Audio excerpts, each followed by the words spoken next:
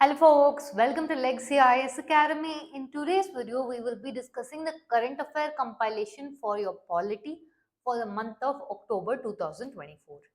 This video is entirely aimed at prelims preparation if you're attempting it at 2025. Alright, now the questions that I framed or the topic that we will be looking will be more specifically only from prelims perspective, and also it will be more based on your question and answers MCQs so as to you will understand the content better. Alright, let's see what are the content we will be discussing today. We will be discussing about Jan Abhiyan. We will also be discussing about your free legal aid. We will be discussing about your RTI Act of 2005, and we will be ending with your Gram Nyayalayas. This video is presented to you by your faculty Sushma KV. Now I have a small announcement here wherein we have started at Legacy IAS Impact 2025, wherein we have intensive mains practice and content training program. For more information, do check out the link in the description below. It would be of much use to you. Alright, now the very first topic we will be discussing is Jan Abhiyan. This particular concept, when I say break it down, Jan Abhiyan. Mainly this is about people's participation in your local development. When I say local development, I mean your grassroots level democracy.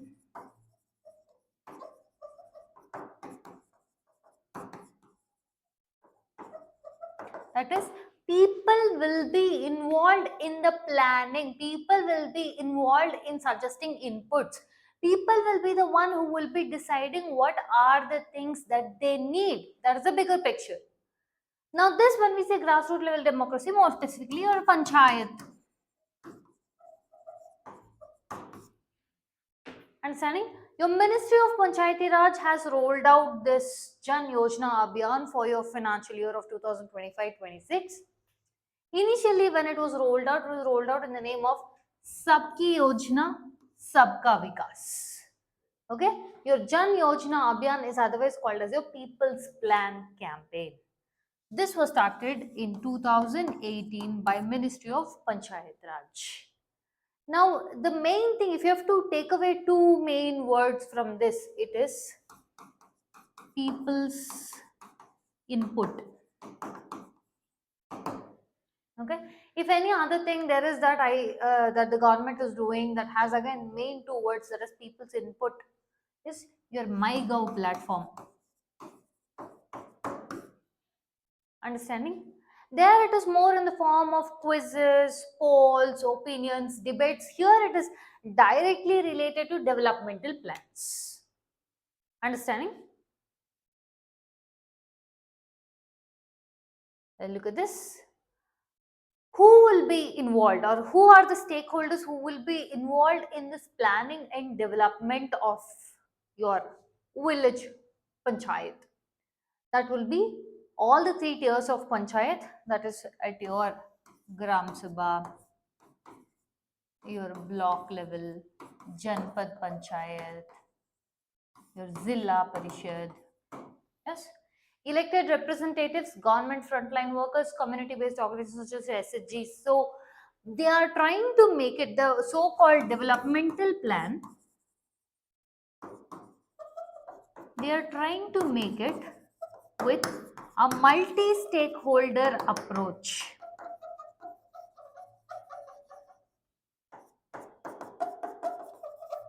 Okay, that is one important thing about your people plan campaign. Now, in this plan that they have rolled out for 2025-26, they have held that the structured Ward Sabha, Mahila Sabha, Gram Sabha, Block Sabha, District Sabha, these are the ones that will be unveiling, or these are the ones that will plan your Panchayat Development Plan, Block Panchayat Development Plan, District Panchayat Development Plan. Okay, so this will be the one who will be mainly in charge of the development. One more thing is, whatever they are going to get from the planning, they will be adding it in the Gram Sabha wise calendar. That is, each Gram Sabha will contribute to what is needed, and those development plans will be there to address the gaps. Just bear with me for a minute, I'll make everything clear for you. And all of this will be added to your e-platform. It's part of your Panchayat Development Index. Whatever I mentioned here, I will explain it with a simple example.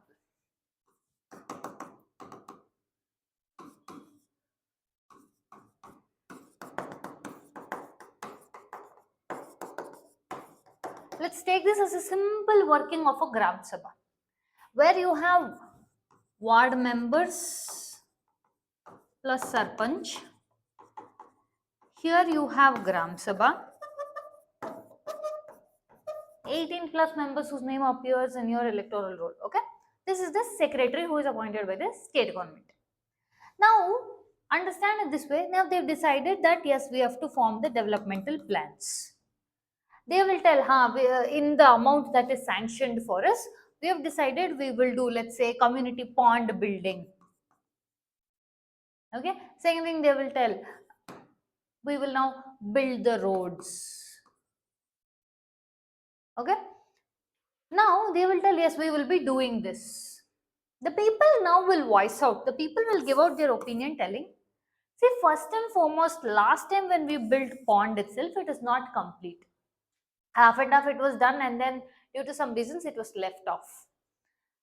Compared to you building new ponds elsewhere, why don't we address the gaps? Why don't we see that this previous one which we had built, yes, which is not working right now, we will revisit it. We will do that completely and then take up the other approach.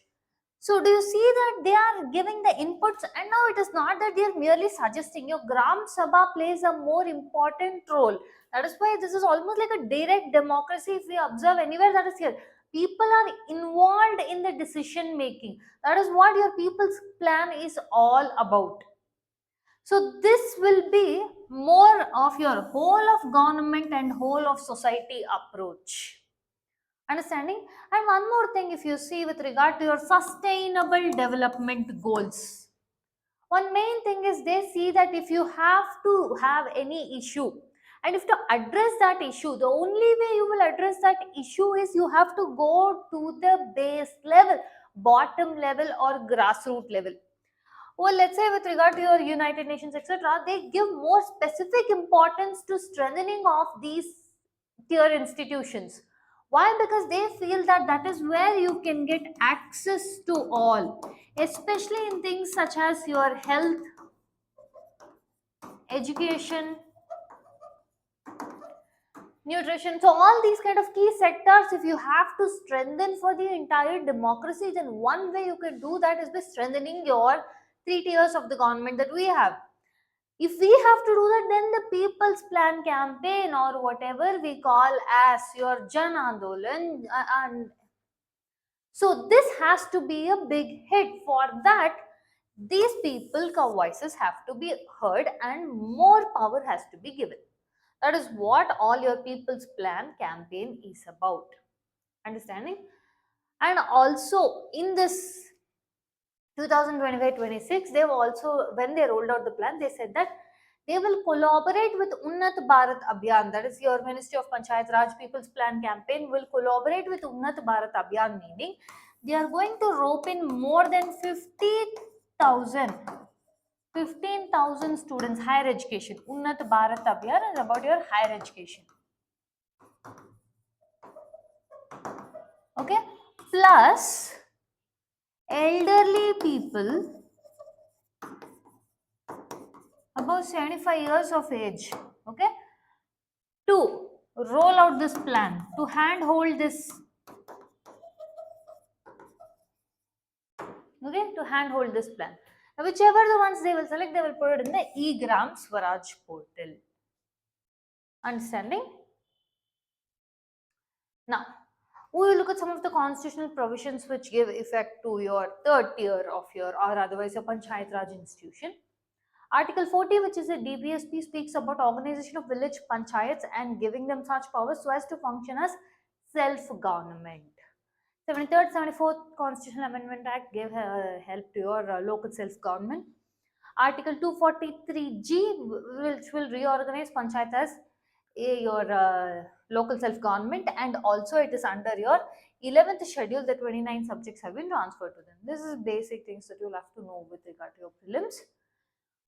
What is the challenges it is there in people participating in the local governance? First and foremost, lacks the necessary funding, complex bureaucratic procedure, lack of direct incentive for people who are to be involved, and another thing is your client attitude towards this.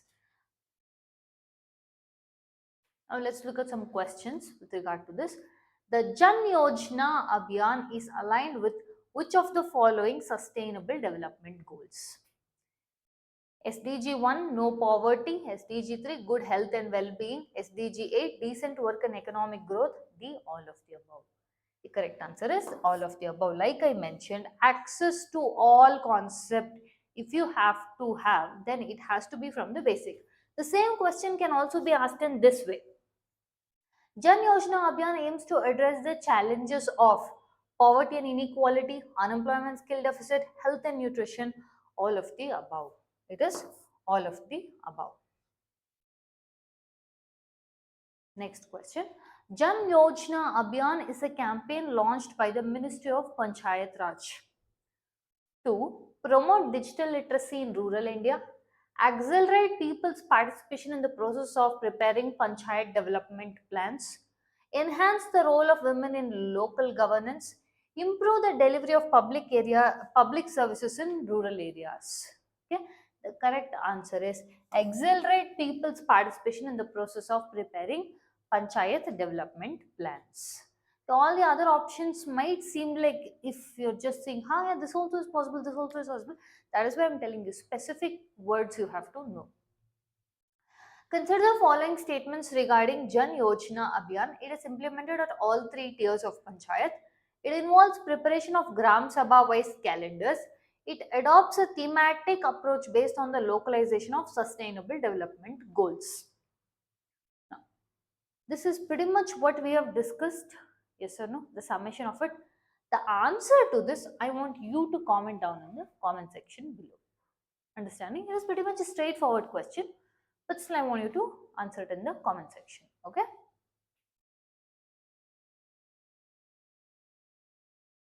Next.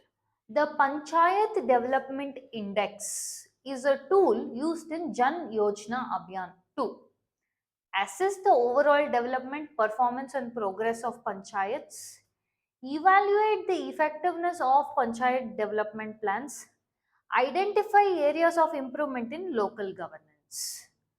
Options are D is all of the above. The correct option is D, all of the above. All of this is the work of your Panchayat Development Index. Jan Yojana Abhiyan was launched by the Ministry of Panchayat Raj in which year? 2015, 2016, 2017, 2018. Answer is 2018.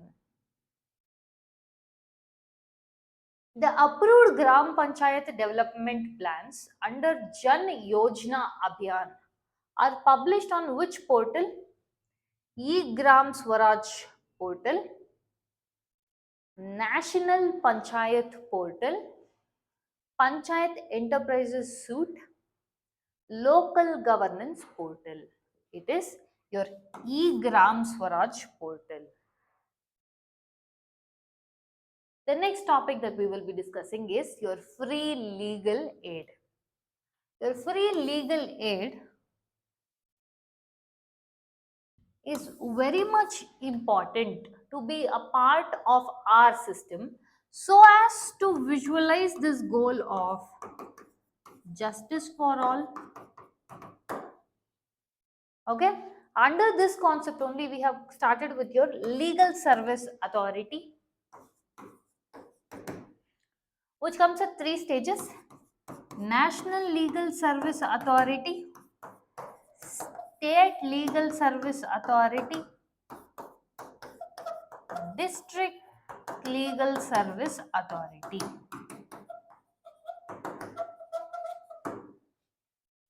Understanding? This is very important for you to know. Now, if we see a few of the important judgments with regarding to the legal aid, for example, look at this. In MS House Court versus State of Maharashtra, it established the right of prisoners to free legal assistance under Article 21. This topic also we are discussing, or why did it come in, was your courts claiming that your prison inmates also have the right to speedy justice. Understanding? So these are all the other legal aid related court cases. Now, two main important articles with regard to this topic is Article 21. Look at this, more specifically this particular keyword. No person shall be deprived of his life or personal liberty except according to procedure established by law. Which means your Article 21, when we say especially with regard to your Supreme Court interpretation, we have two: procedure established by law and due process of law. In the first case, you see whether the so-called law is being violated. In the second case, you see whether the law made itself is valid or not. So you check the validity of the law.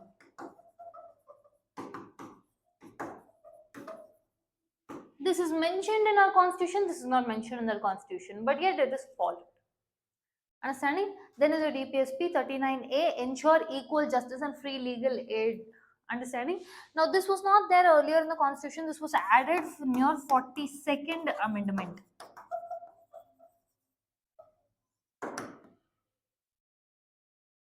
Okay.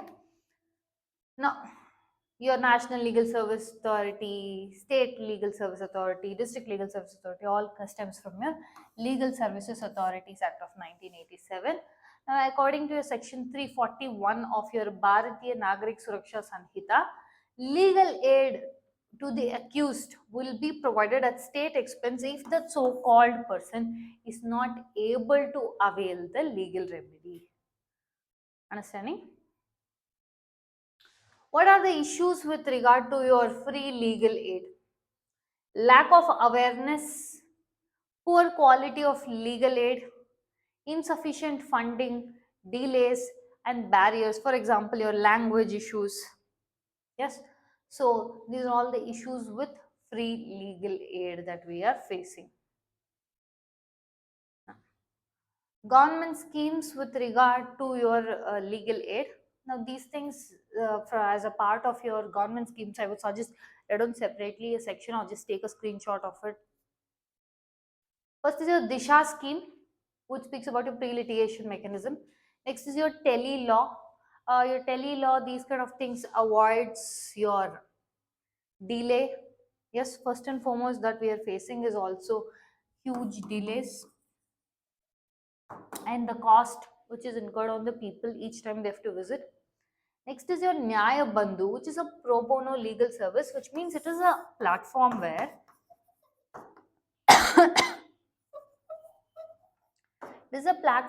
lawyers can enroll themselves for pro bono cases. Next, we have Nyaya Mitra program, which is to dispose the cases which are 10 to 15 years old. Another thing is your Lok Adalat, which is your alternate dispute redressal mechanism.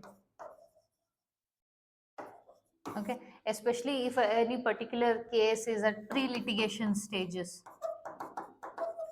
then it can go for your Lok Adalat. In that stage, if it goes to Lok Adalat, then it doesn't even have to pay for the court fees. So this is there.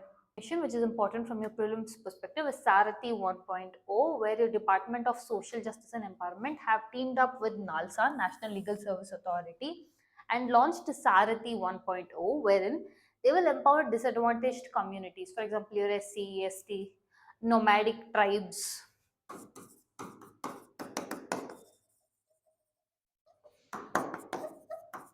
okay, for your legal support, bringing awareness. Yes, so this is mainly a synergy between your executive and judiciary. See, Department of Social Justice Welfare, Legal Service Authority. This is a role, this is a combined effort from both your executive as well as your judiciary.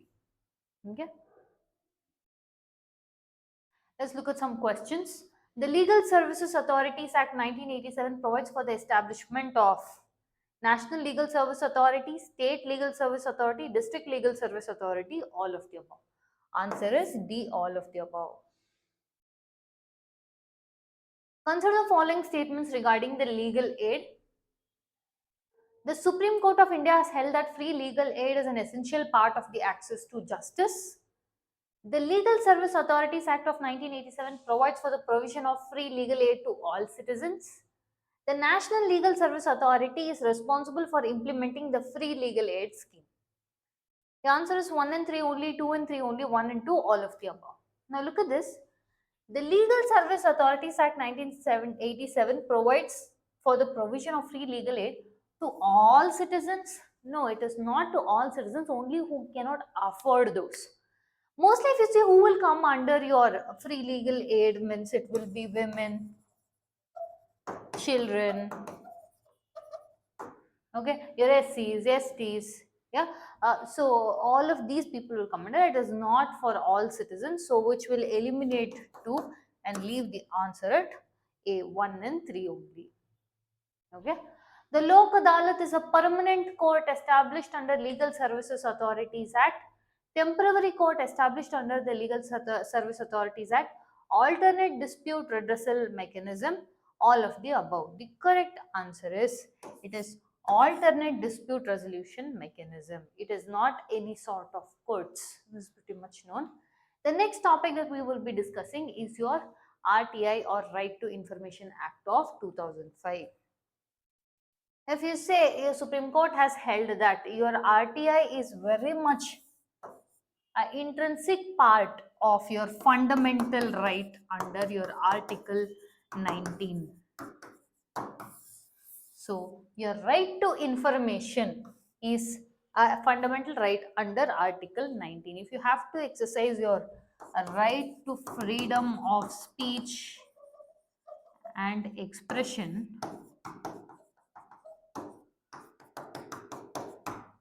then this is very important. Your US President Thomas Jefferson also speaks about how democracy's what has to be on your information and right to information. Understanding?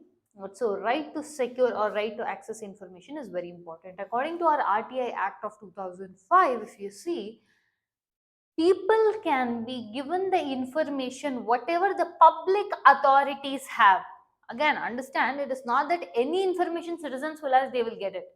Whatever information is available with the public authorities, then those information will be accessible to the people, at least should be accessible to the people.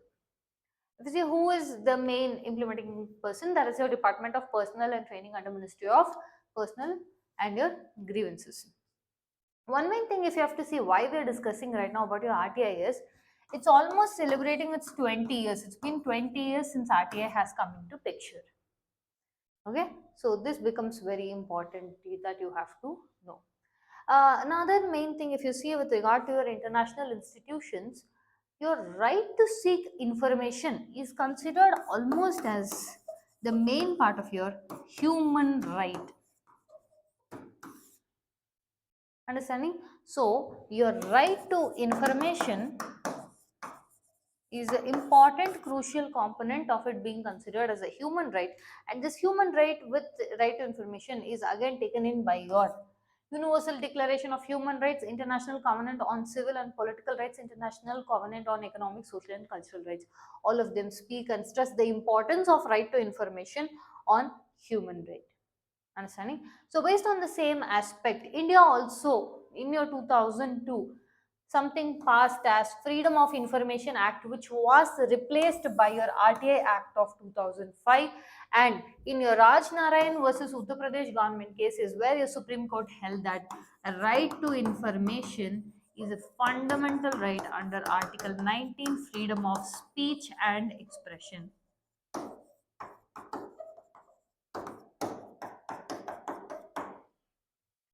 Understanding?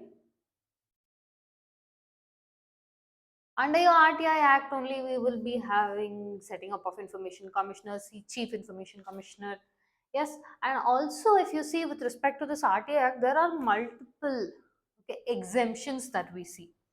When I say exemptions, first of all, when I told in the earlier case, any information that the citizens wants, it can be accessed by them, but only the information which are available to your public officials. But even the information that is available and applicable to your public officials also comes with certain exemptions that will be enumerated in your section 8. For example, whatever sections, whatever topics are kept under your section 8, now those informations are not out for public. Things such as affect that will affect the sovereignty and integrity, security. It affects the relationship with foreign state. It is a breach of privilege, and also it may constitute a contempt of court. Okay, so these are all the kind of things which are kept outside the ambit of your RTI. Initially RTI, again, RTI is one of the wonderful things that is brought into if you have to ensure accountability and transparency, and if you have to bring in citizen centric governance.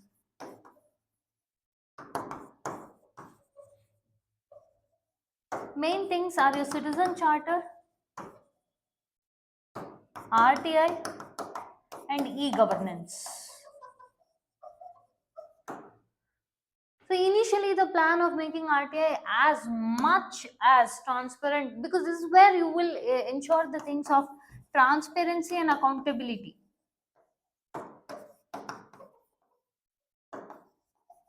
Because now again India has on many occasions reiterated that we are trying to move away from maximum government and try for minimum government and maximum governance. So if this has to be achieved, if citizen centric administration has to be set up, it has to be pro people, means then you have to strengthen RTA. One of the thing was initially all your national parties was also kept under your ambit of your RTI, but later that was removed. Eventually, again, 2009-10 amendment was trying to bring in, telling that all the information commissioners, etc., their salaries, term, etc., will be now under the ambit of central government, which means you cannot be sure of the fact that it will not lead to biasness. It will be free. It will be fair. Yes. So these are all the associated challenges that started coming. And another thing mainly is, if you see the number of cases that is pending, that is, if let's say a person, a citizen wants to know, he applies for RTF. If you see majority of them are sent back, telling that they do not have access to those information. Why? Because your bureaucracy has gone for hiding behind the books. They tell that it is not digitized, the data is not digitized, these data are missing, the books are lost. So these kind of delays also we tend to get. And at the same point of time, see, if you file for an RTR, you have to get the reply within 30 days, or if it is in the case of your life matter, then it has to be coming within 48 hours. And if you see with regard to the institutions which are kept outside the ambit of your RTI, majority of your institutions such as your raw, understanding, so all of the intelligence bureau, organization, security personnel, security details are all kept outside your purview of your RTI. For example, as simple as a PM cares fund, this is also kept outside the purview of your RTI. Society has chosen to accept democracy as its creedal faith. It is elementary that the citizens ought to know what their government is doing. For people to have trust in the government, first they have to know what the government is capable of doing and what the government is doing. These are one of the ways which promote it. Let's look at the questions. The RTI Act provides for the disclosure of information within 30 days from the date of the receipt of application, 45 days, 60 days, 90 days. The correct answer is 30 days from the date of the receipt of the application. The RTI Act 2005 was enacted to promote transparency, accountability in the functioning of public authorities, provide for protection of human rights, establish a mechanism for redressal of grievances, D, all of the above. This is a summation of what we discussed. Again, this I want you to comment the answer to be commented in the comment section below. Alright, this is just a summation of what we have discussed. Alright, it is a direct question. Look at this. The RTI Act provides for the imposing of penalty on public information officer for refusal to provide information, delay in providing information, providing incorrect information, all of the above. The correct answer is D, all of the above, where a penalty will be put on for refusing to provide the information, delay in providing the information, and providing your incorrect information. Alongside, if you see your public information officers also, there is a huge backlog in the vacancies. There is huge number of your positions to be posts to be filled, and yet it is not filled. And throughout the country, if you see with regard to your information officers, only up until now only 6% have been women, 6 to 9%.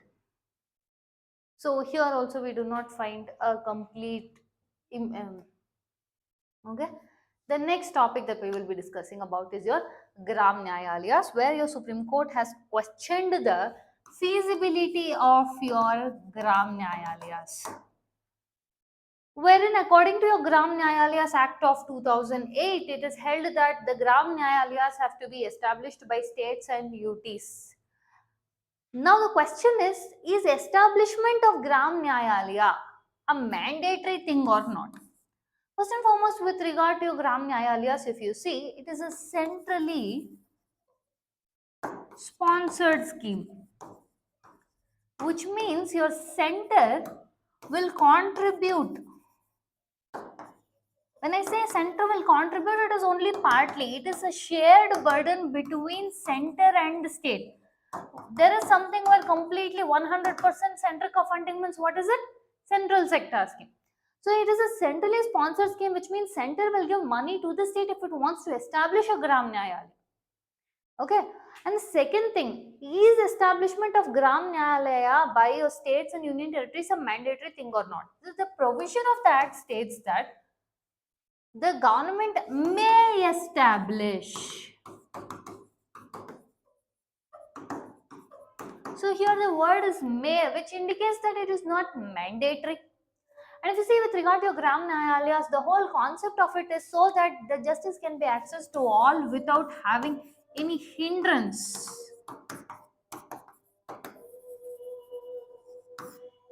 Okay, this is the concept of your Gram Nyayalayas, but again, initially when they picturized that Gram Nyayalayas should be set up, they thought 2000 Gram Nyayalayas should be set up. But if you see presently, we hardly have 300. 315 Gram Nyayalayas we have. Okay, so this is not yet states such as Maharashtra, etc., and all are yet to take action on that particular topic. Okay, now we've reached the end of the content. That was the last topic of the day. One small announcement that I would like to make is your UPSC Prelims 2025, keeping it as a target. Legacy IAS Academy has started a current affair compilation series like the one that we are discussing. So there are more such on our YouTube channel. Do check it out. If you like our channel, subscribe to our channel, share it along with your friends. Thank you.